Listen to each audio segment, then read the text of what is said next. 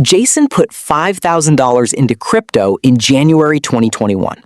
His coworker Mike laughed at him, called it gambling, put his $5,000 into a boring S&P 500 index fund instead. January 2021.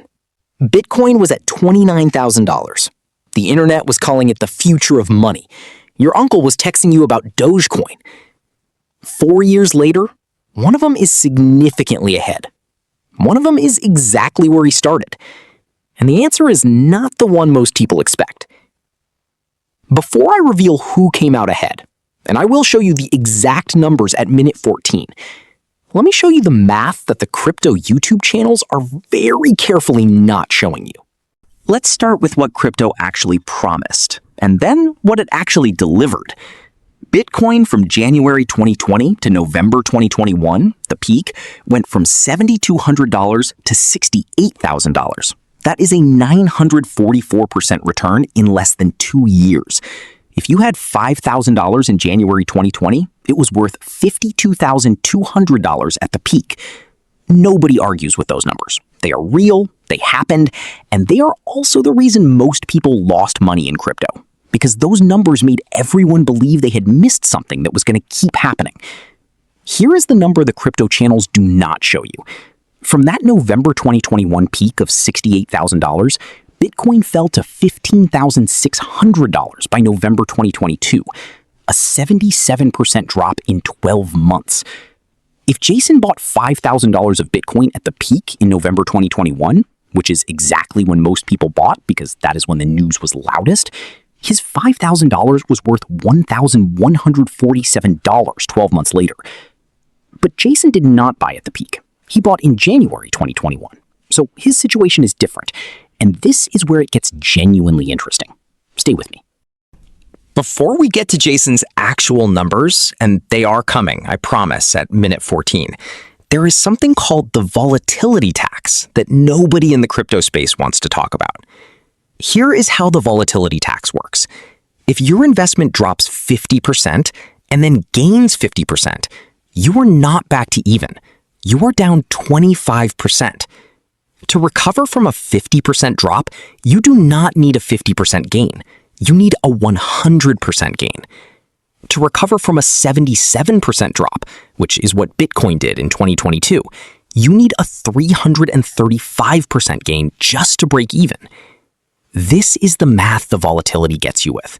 Not just losing money, losing the time it takes to recover. And time is the only thing in investing that you cannot buy back.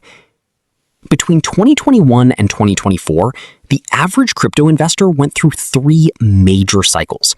3 times they lost 50 to 80% of their portfolio. 3 times they had to recover before they could even start building real wealth. Meanwhile, Mike's boring index fund went through exactly 0 crashes of that magnitude.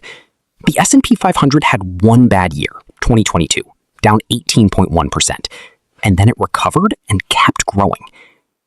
Here is the psychological truth about volatility that nobody tells beginning investors. It is not just about the money you lose. It is about the decisions you make when you see your portfolio down 60%. Studies show that the average crypto investor underperforms even Bitcoin's already volatile returns because they buy during excitement and sell during panic. They get the worst of both worlds. Now let me show you what Mike's boring investment was actually doing while Jason was riding the crypto roller coaster. The S&P 500 from January 2021 to January 2026, 5 years. Total return, including dividends, approximately 87%. Mike's $5,000 became approximately $9,350. But that is just the 5-year number. The real power of the index fund is not the short-term return. It is the certainty of the long-term compounding. The S&P 500 has returned an average of 10.7% annually for the last 50 years. Through recessions, through crashes, through world wars, through pandemics, through everything. Not 10.7% every year. Some years up 28%, some years down 18%. But averaged over any 20-year period in history, the S&P 500 has never lost money. Never. Not once. Can crypto say that? No. Can individual stocks say that? No. Can real estate say that? No. The index fund is the only asset class in the world with that specific track record. And right now, right before I show you Jason's actual crypto numbers, I need you to understand one more thing: the tax situation. Every crypto trade is a taxable event in America. Every swap, every sell, every purchase of goods with crypto. Short-term capital gains tax rate up to 37%. Long-term, still up to 20%. Index funds held in a Roth IRA, tax rate 0. The government takes nothing forever. Okay, minute 14, the reveal. Jason's actual crypto numbers versus Mike's actual index fund numbers. January 2021 to today. Jason bought $5,000 of Bitcoin in January 2021 at $29,000 per coin. He bought approximately 0.172 Bitcoin. Bitcoin today, May 2026, is trading at approximately $95,000. Jason's 0.172 Bitcoin is worth approximately $16,340.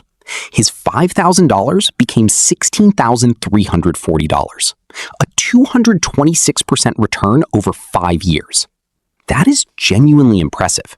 226% in 5 years, better than most investments. But here is where it gets complicated.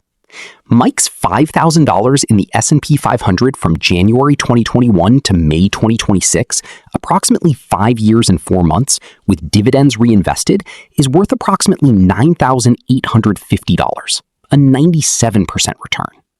So Jason wins, right? 226% versus 97%. Crypto beats index fund. Case closed. Not so fast, because Jason did not hold calmly. He sold in November 2021 near the peak because he was scared it would crash, then bought back in April 2022 because he was scared of missing out, then sold again in June 2022 when the crash hit, then bought again in January 2023. The average crypto investor makes 4.2 trades per year. Each trade in crypto is a taxable event. Jason's actual after-tax, after-trading return on his crypto journey is approximately $11,200. Not $16,400, $11,200. Mike's $9,850 required 0 trades, 0 taxable events, 0 emotional decisions at 2 a.m. when Bitcoin was crashing. Mike's $9,850 is his actual number, no asterisk. Jason made $1,350 more than Mike, over 5 years, for riding one of the most volatile assets in history through 3 major crashes, paying taxes on every trade, losing sleep for 1,825 nights. So, is crypto worthless? No. Is it the future? Maybe. Is it the thing that is going to make the average person rich? The math says no. And here is why. Wealth is not built by finding the asset with the highest potential return. Wealth is built by finding the highest consistent return you can hold through volatility without making emotional decisions. The S&P 500 is not exciting. It will never be the thing you brag about at a party. Nobody ever said, I put $500 a month into an index fund and now I am a millionaire and got 10 people leaning in to hear more. But here is the thing. That person with the index fund and the boring story, after 30 years at 10.7%, they have $1,130,000. The person with the exciting crypto story, the average crypto investor over 10 years underperforms the S&P 500 by 3.2% annually. Jason gets home. He opens both accounts. Crypto at $11,200. Index fund he started 6 months ago after watching part 5 of this series at $3,400. He does the math on what 30 years of $500 a month looks like in each. He does not sell his crypto. He is not stupid. $11,200 is $11,200. But he makes one decision. He stops adding to it and starts adding $500 a month to his index fund instead, starting Monday. Now here is where I need your help, Because the next video in Jason's series depends entirely on what you vote for right now in the comments. Option A, Jason takes the $11,200 from crypto and puts it all into his index fund. We track his exact journey to $100,000. Option B, Jason keeps the crypto and adds an additional $500 a month to both. We compare both portfolios live over the next year and report back. Comment A or B right now. I will make that exact video in 30 days with real numbers, real data, and Jason's real decision.